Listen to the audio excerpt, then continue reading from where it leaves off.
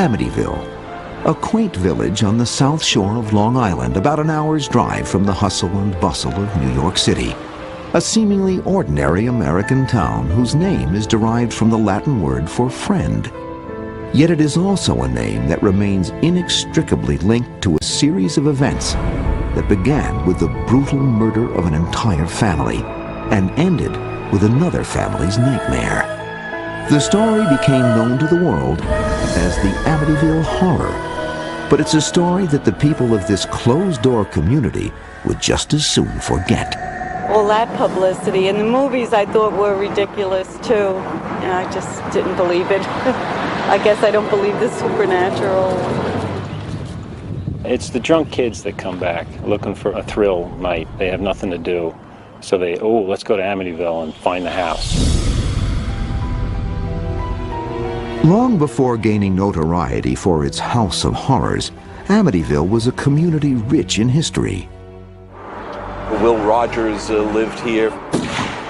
Annie Oakley was here. Goddard, the great space flight engineer, shot off the first rocket here. Even George Washington spent a day here supping, as he said in his diary, as he completed his tour of Long Island.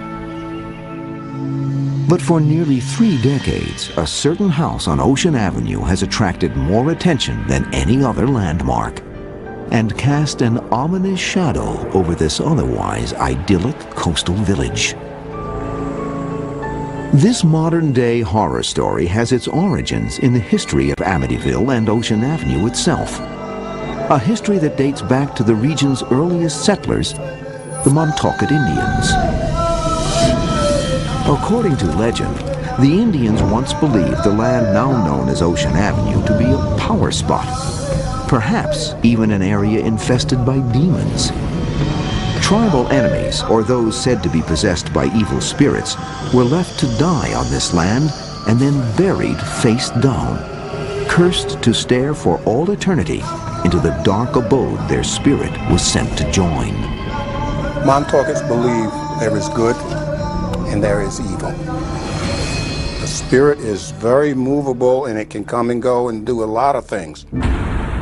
Jay Anson's The Amityville Horror documents another legend about the Ocean Avenue property, one dating back to the Salem witch trials of the late 1600s. According to this account, a man named John Ketchum, after being forced out of Massachusetts for practicing witchcraft, set up residence on or near the spot of Amityville's famed House of Horrors. It is said that Ketchum continued his alleged devil worship until his death, and that his body may be buried somewhere on the property. Early deeds do suggest that Ketchum may have existed, but whether he fled from Salem or ever practiced witchcraft on the land cannot be verified. We were never able to physically connect the Ketchums who were burned at the stake in Salem, Massachusetts.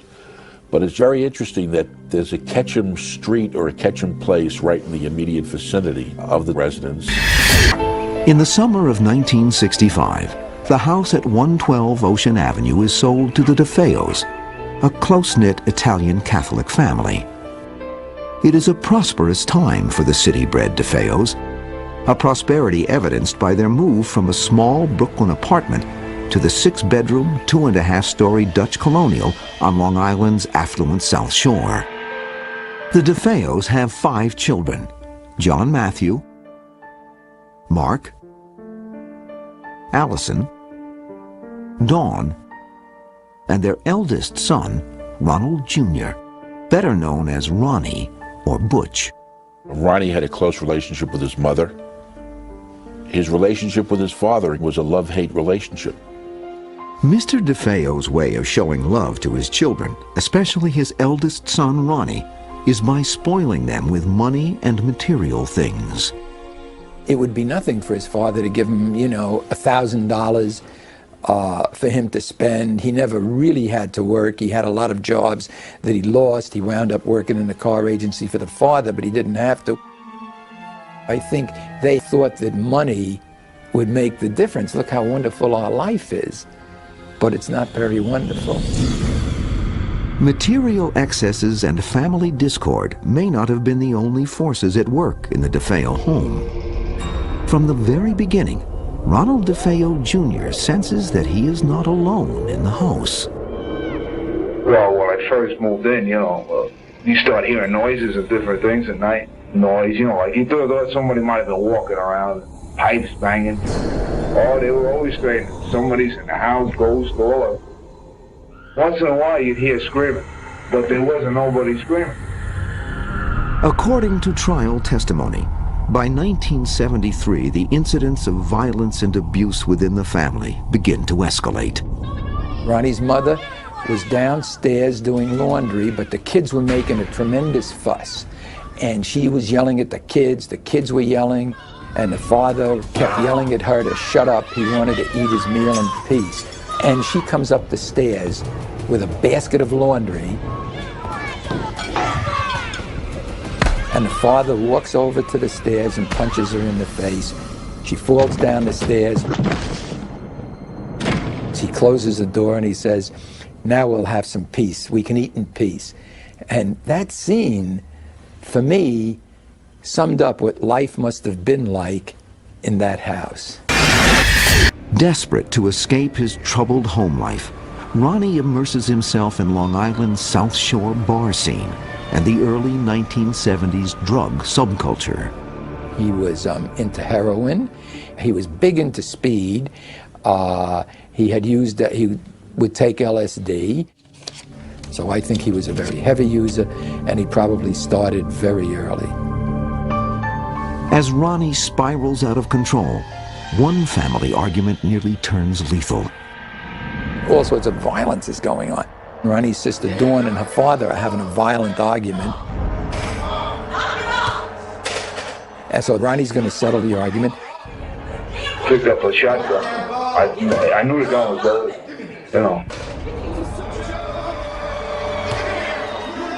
And I said, that is a hell of a one to kill him.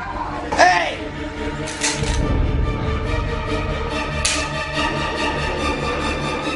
But the gun didn't go off.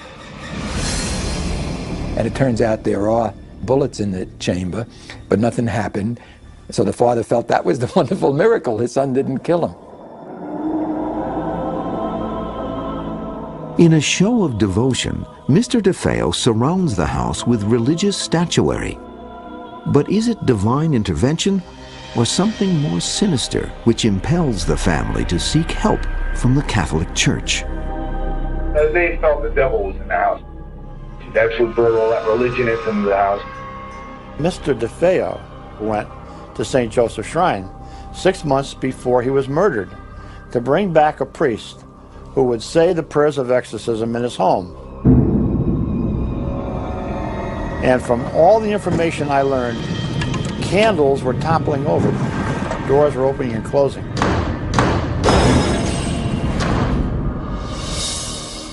A letter from St. Joseph's Oratory in Montreal, Canada, states that they have no official record of this incident. When people asked Mr. DeFeo why he had all these special holy statues around his home, he said, "It's because I have a devil on my back." But was Mr. DeFeo referring to the devil incarnate or to his deeply troubled son? Maybe it was fear. Maybe it's that, is it possible that down deep they all loved each other? Or that it's something he didn't want to face, that his son could be capable of murder? Whatever the source of their fear, the DeFeos seem to have an uncanny awareness of the terrible fate soon to befall them. Lynn Nanowitz, the housekeeper to the DeFeo family, stated to me on several occasions during the trial that Mrs. DeFeo told her that there was going to be a terrible tragedy occurring to her family. Desperate to escape his tumultuous home life, Ronnie moves out of the house on several occasions. The problem was that Mr. DeFeo used all his resources, all his connections, to go out searching for his son each time and dragged him back to the home. This was just helping the volcano become more violent within Ronnie. By the early days of November 1974, tensions in the household reach a breaking point. Just days before the murders, he and his father had an argument where his father referred to him as a devil. It came close to blows. Ronnie stormed out. And you know, to say, if I don't get out of here, I'm going to kill all of you. And he did. November 13th, 1974. While his family sleeps, 23-year-old Ronald DeFeo Jr. sits in a darkened room watching television. The television program he was watching was an army movie called Castle Keep. And in this picture, the last 15 to 20 minutes is complete destruction of the American and German troops. Ronnie said that during this movie, he heard his family members whispering, and he thought or believed that they were conspiring to kill him. At or about the end of the movie, he said that a person with black hands appeared and gave him the rifle. And he went ahead and he proceeded to shoot each member of his family. No, I shot my father first, then I crossed over once my mom was bed. After that, I tell you honestly, I couldn't stop if I wanted to. I couldn't put the gun down. So I felt somebody was inside moving me. He went into another room and shot his two younger brothers. Then he went in and shot his younger sister. And then he went upstairs and shot his older sister, Dawn.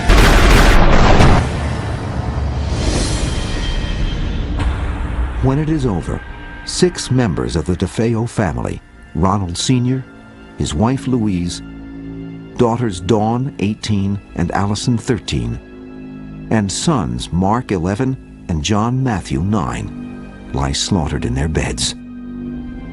The following evening, Ronnie himself reports the murders.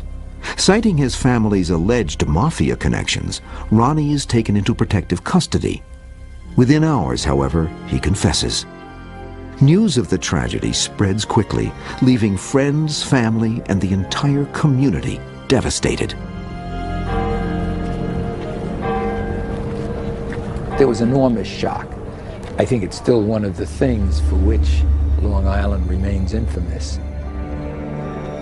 At DeFeo's trial 1 year later, defense attorney William Weber tries to prove that his client was legally insane at the time he committed the murders and therefore not responsible for his actions. Ultimately, the jury finds him sane and guilty on all 6 counts of second-degree murder.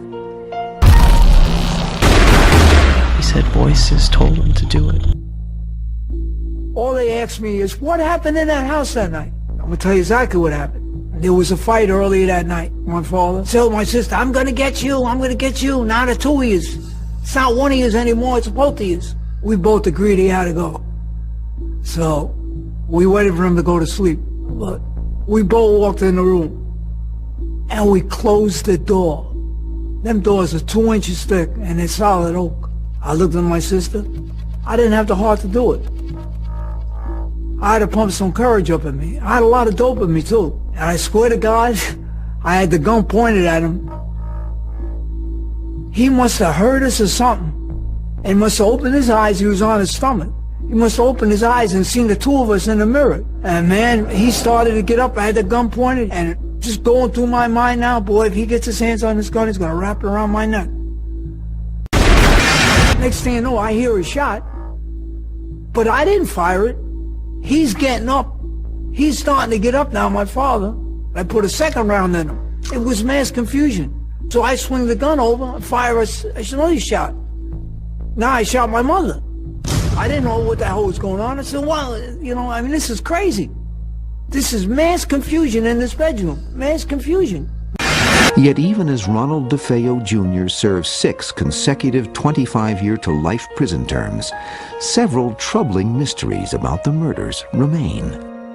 To this day, no one is certain how Ronald DeFeo Jr. killed his parents, 2 brothers, and 2 sisters, and nobody heard a thing, how none of them even woke up. Maybe they were drugged. No, that proved not to be true. The next theory was that, well, he had a silencer on it. That theory didn't hold water. There would be some fragments of the silencer that would have been left on the crime scene. How do 6 people get killed and there are no gunshots? One possible explanation is offered by parapsychologist Hans Holzer. When there is a strong psychic field, sound will be inhibited. We know this from other cases because the electromagnetic field, which is representative of an entity of this kind, does interfere with the perception of sound, and sound was not heard. Others believe that the position of the 6 bodies bears an eerie similarity to the local Indian legend, which holds that tribal enemies were buried face down. An Indian curse, some say, may have driven Ronald DeFeo Jr. to murder. Young DeFeo had always been very high-strung and certainly given to psychic ability. And it is not inconceivable that the influence in the house were manifested gradually through him. I think the entity tried to get him out of the house because the house was on sacred ground.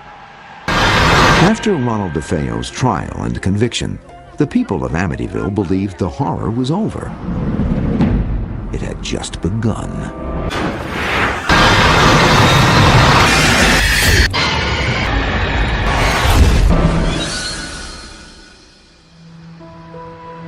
In the summer of 1975, newlyweds George and Kathleen Lutz begin house hunting on Long Island. George, a 28-year-old ex-Marine, runs his family's surveying firm. Kathy, 30, has 3 children from a previous marriage: Daniel, 10, Christopher, 7, and Melissa, 5. Although the Lutzes have only a modest budget, the real estate broker talks them into viewing a certain Dutch colonial overlooking the water on upscale Ocean Avenue. It's the kind of house they don't build anymore. A relic of a time when the world wasn't in such a hurry, when there was still time for a little charm and elegance. It has stood empty for a long while, and at the price, it is a bargain. For a growing young family, it is almost too good to be true. What do you think? I love it. This is the first interview the Lutzes have granted in more than 20 years. We first saw the house in the fall of 1975. Went over with the broker. She said, I wanted to show you what the other half of Amityville lived like. Pulling up to it, she started to tell us things that the house had as far as the number of bedrooms. When we walked in the house, Kathy looked around right from the foyer and just started smiling. She really fell in love with the house. It was very obvious. And we walked through, it had 6 bedrooms and a boathouse for our boat and 2-car garage and a heated pool and a basement on the water, which was very rare. All the things that we talked about, we found in one place. For George and myself, we could bring more things together within this marriage. A new home, space for everybody, space for growth. Only after George, Kathy, and the children fall in love with the house does the broker mention its gruesome past.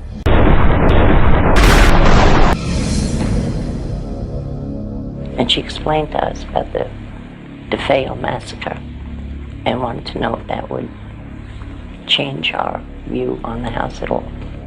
We discussed it among the 5 of us, and there was no problem. It was, it was unfortunate that that had happened there. It was reflected in the price, of course, but we weren't superstitious, thinking that there was anything wrong that way. There was a sign outside the front of the house when we first looked at it. It said High Hopes. And when I look now, those same high hopes were within us. On December 18th, 1975, 13 months after the murders, George and Kathy move in with their 3 children and the family dog, Harry. A friend of George's, after learning of the house's tragic history, insists that he get it blessed by a Catholic priest. Lutz, a Methodist, calls upon the only priest he knows, Father Ralph Pecoraro. I first met Father Ralph, which we came to know him as Father Ray, when I was in the process of obtaining an annulment from my first marriage. He and I became good friends. On the same day the Lutzes are moving in, Father Ray comes to bless the house. I was blessing the sewing room. It was cold. It was really cold in there. And I thought, gee, this is peculiar, because it was a lovely day out. It was winter, yes, but it didn't account for that kind of coldness. It wasn't until much later that we learned what it was that had happened to him while he was doing that. He did stop us before leaving and say to us that not to spend too much time in that sewing room. For some reason he felt uncomfortable there. I was sprinkling holy water, and I heard a rather deep voice behind me saying, "Get out." It seemed so directed toward me. I was really quite startled. I felt a slap at one point on the face. I felt somebody slap me, and there was nobody there. Christmas, 1975. For the Lutz family, the lovely house at 112 Ocean Avenue is a dream come true. But from the day they move in, they begin to detect the house's strange sensations. All homes have sounds that you need to come adjusted to. How the water sounds, the dishwasher in the middle of the night. There's sounds that all homes have. As the holidays draw to a close, however, the sensations in the house grow increasingly ominous. After the love of Christmas came down, that's when the sounds in the house were different. They weren't ones that I wanted to become familiar with. It changed. There wasn't the warm glow anymore. Now there was a blaze. There was a scraping. And there was a banging.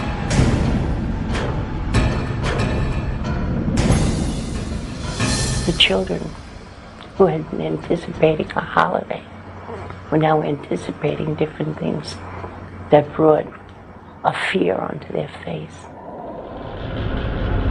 We each saw things so drastically different than the person right next to us that it was very hard for us to communicate even as a family. When I look back, sometimes I describe it like a 3-ring circus, each one being in their own room or their own area of the house, experiencing for themselves something different than what the other person was. George is attacked by a sensation of intense cold. He compulsively builds fires in the living room fireplace, but he can never get warm enough. He became obsessed with how much firewood there was, and then would there be enough to keep burning, that he would be continually going about the fireplace, checking the fire. Fights break out between the normally loving family members. Slowly, each of their personalities begins to change. In the ensuing days, the family is subjected to a series of strange and inexplicable events. Extreme fluctuations in temperature, recurring black stains on the bathroom fixtures, and an infestation of flies in the dead of winter. When we first looked at the house, very first time, we noticed no flies anywhere in the house. Especially when you think back now, they were limited, in particular to the sewing room, second floor. Same bedroom that Father Ray had asked us not to use as a bedroom. The longer we were in the house, the more flies there were in that room. I don't have an explanation for how or why, but that's where they were. As the days wear on, Other strange discoveries fueled the Lutz's mounting sense of unease. I was down in the basement one afternoon, and there was a particular shelving area that I really wanted to relocate, and it looked like a portable. So I moved it, and much to my surprise, there was a small room behind it, and it was painted a red. We keep calling it a room, but we don't know what else to call it. It's a very small space. The fact that it was red and that it had an odor was the disturbing part. Then when Harry, our black lab, wouldn't go near the room, cowered away from it, that was more disturbing. This red room was not in the original house plans. Who built it? Why was it hidden? Soon the Lutz's puzzlement turns to abject terror. Night after night, George is snapped awake at 3:15 a.m., the established time of the murders. While Kathy is plagued by nightmares in which she relives the horror of the DeFeo tragedy.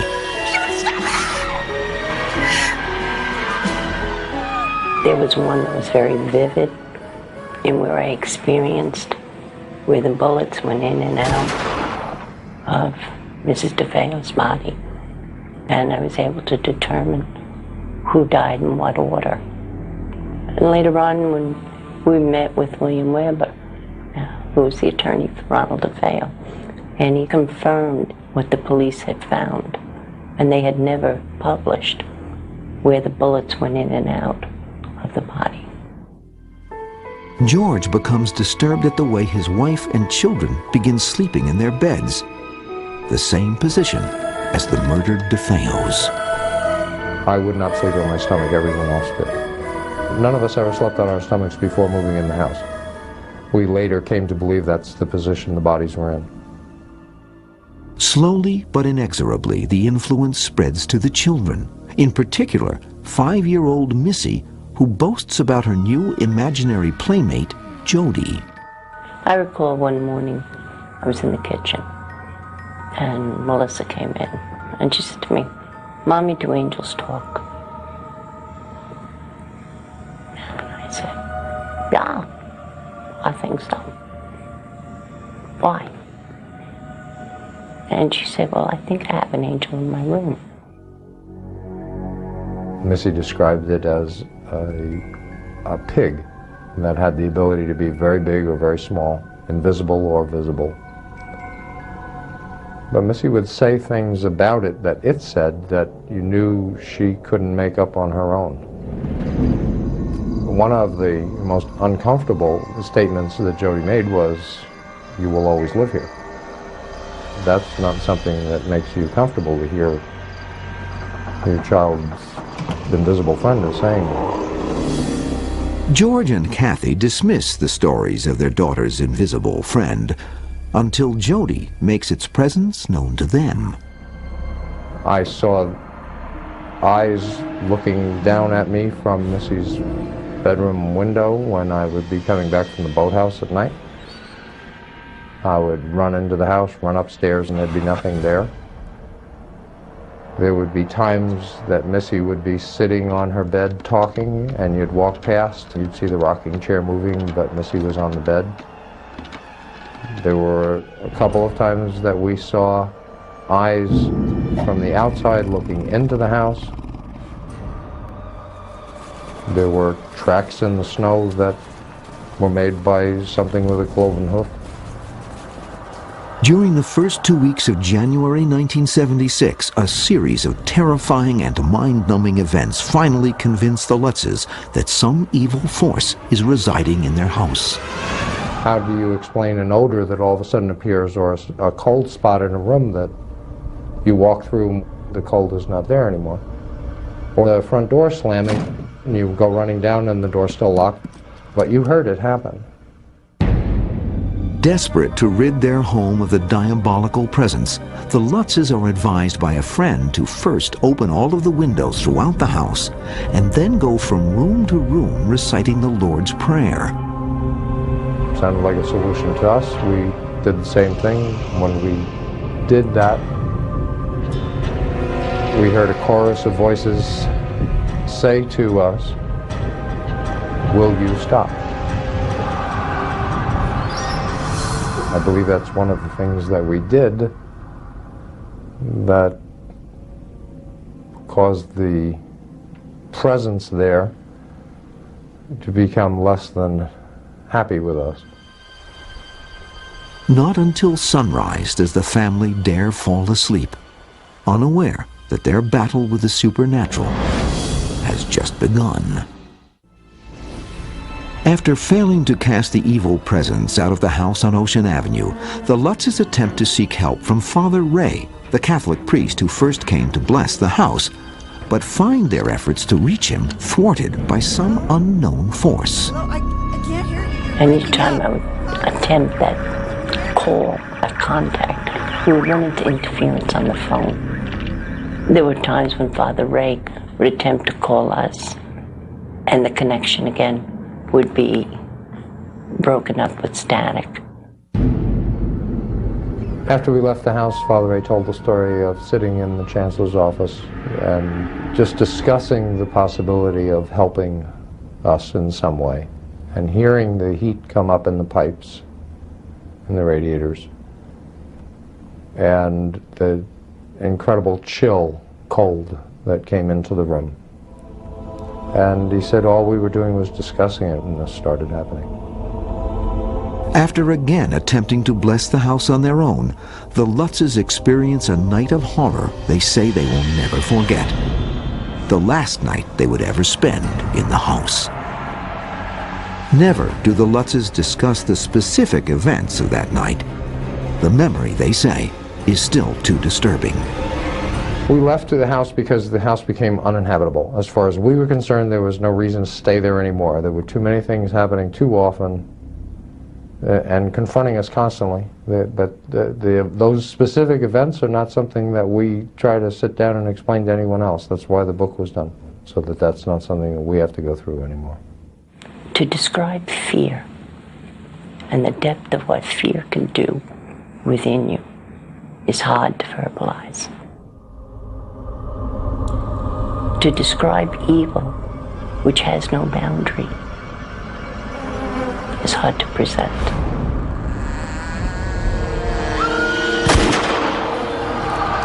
But this is what the family was experiencing that night. Each one, with the degree that they could handle, this sense for our very lives was there, and we chose to go.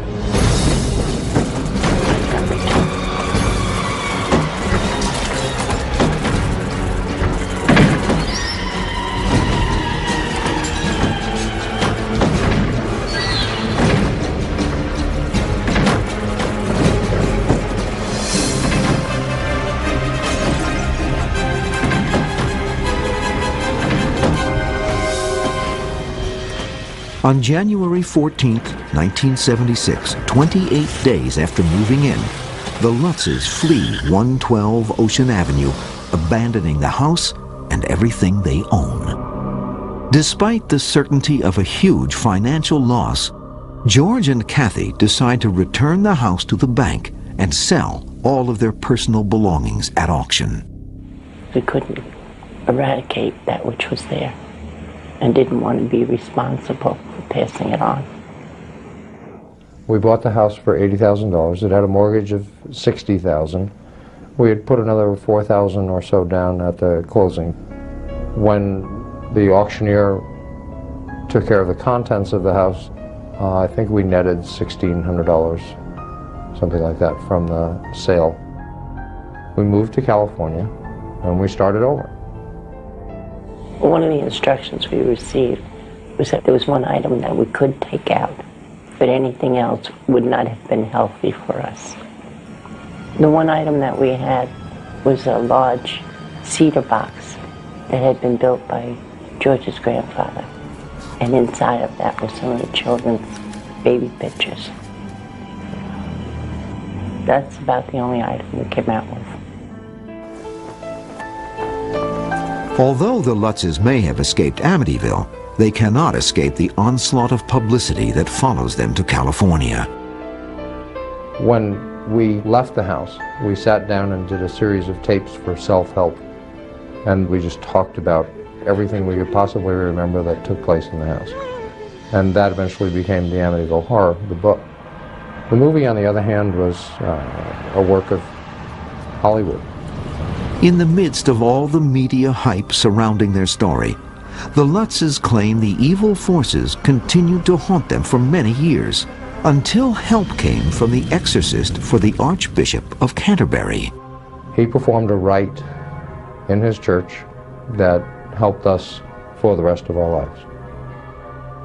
There came a point when we said we have to stop blaming things that aren't right or going right in our lives on the house. But as time went on, it was like a half-life.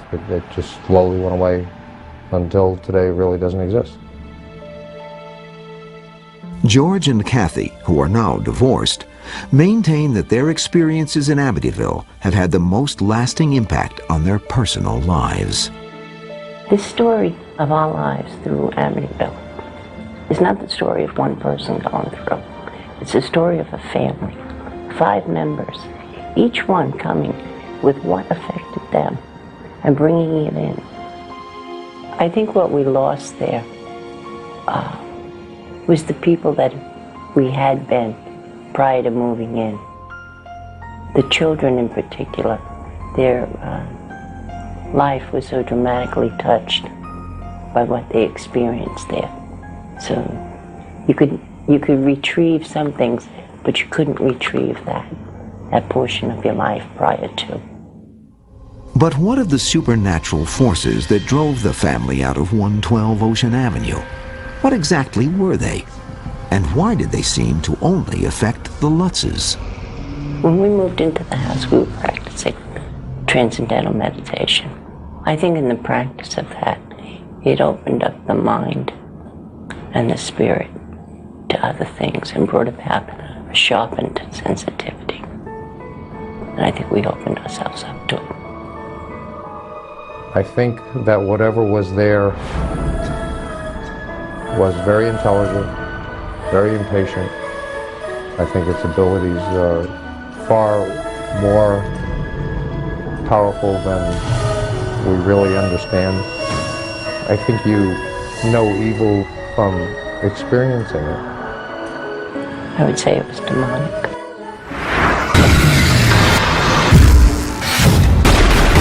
He said voices told him to do it. It took a dream and it shattered it. It took innocence and it destroyed it. And it was out for life itself.